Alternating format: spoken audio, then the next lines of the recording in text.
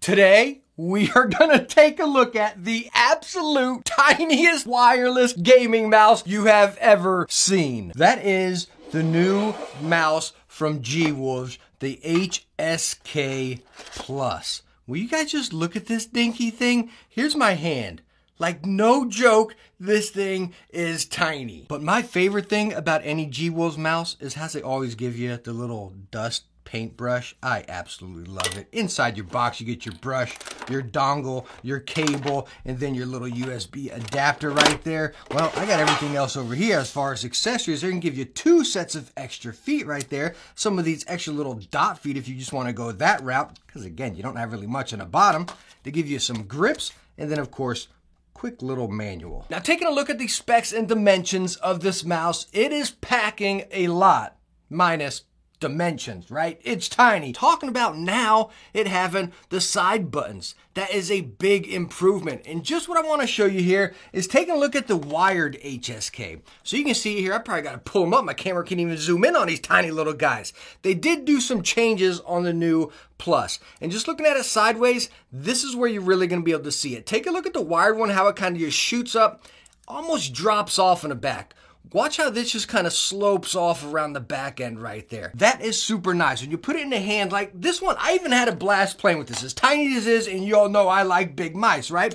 But putting this in the hand, it was so interesting, again, being able to just flick it with your fingertips. It was truly just part of it right there. It felt natural, like using a pencil, you know? It was real cool. But talking about the changes with the Plus right here, it doesn't so much hit you, right? At least for me, it goes to like right here before my middle knuckles. I don't feel it hitting right there and kind of resting where my fingers got to arch down.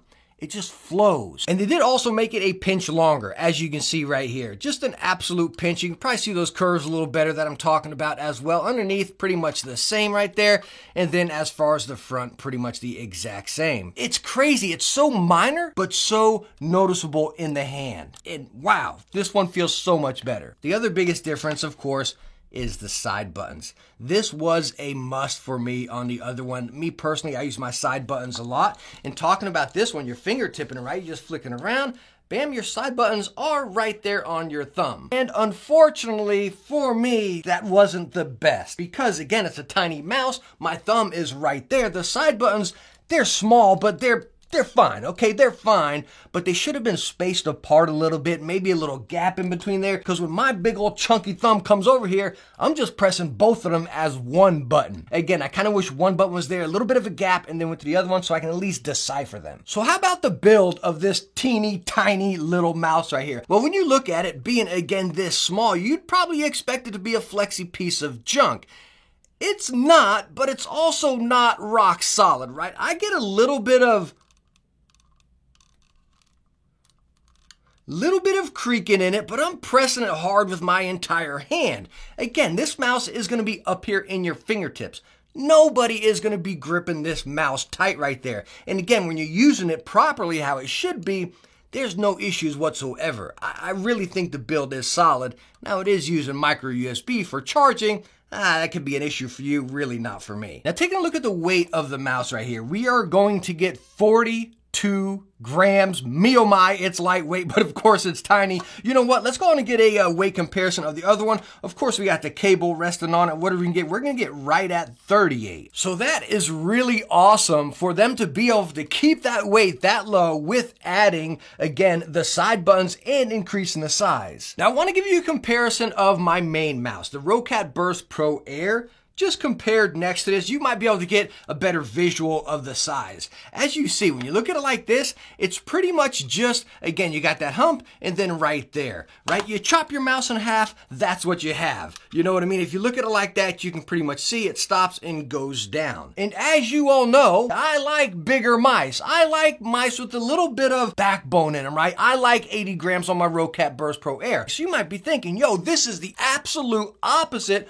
of what I would like. And yeah, It honestly is. But when I started using it playing Halo and stuff, I was perfectly fine. Now, I've stated this in many of my other videos, right guys? A mouse can be too lightweight where I just can't control it right. A Viper Mini, for example, it's so small, it sits low, it's just up in my fingertips like this. With this mouse, what I do is I take it and I rest it on my fingers like that. And again, it's just up in my fingertips. I'm flicking, dipping, I'm still controlling it because it's locked into those knuckles right there. Again, it wasn't an issue transitioning to it. It was actually pretty fun. It was faster for me still to able to have control. If I take my main mouse, right, my fingers are scrolling right along that, right? They flow right there. Now, with a bigger mouse, I can pull it back into my palm and kind of lock it there. With this one, I'm just up front, and whatever I'm doing with these two fingers is where that mouse is going. Again, my only drawback as far as gaming with it was the side buttons so close to each other. Now, you can also dive into the Gwul software for this mouse, really dabble with it, adjust profiles, your DPI, how many you got on there.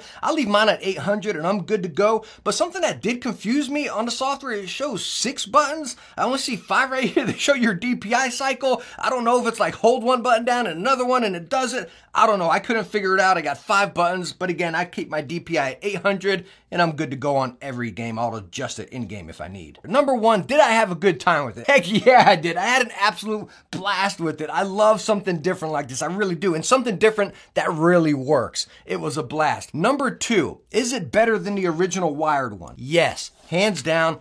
All day long. I love this one. Number 1, it's wireless, but more importantly, just the curves just felt much better. Can I main something like this over my main? No, I can't. This is something fun to use and something fun to really dabble with. And that kind of rolls me into my conclusion. Can I recommend this mouse? I believe it's $110, $109, somewhere right around there. Can I say, go get this mouse now? What I would say about a product like this is it's fun to try. I think you're gonna have fun with it. It's a great product. This is a personal preference product, hands down. It's tiny. You got to try it and really try for yourself. I can't say, oh, it's going to feel like this, because this is what it's going to feel like. It's definitely fun. It's definitely interesting. It's definitely solid. It's something you can only justify for yourself. I had a great time with it.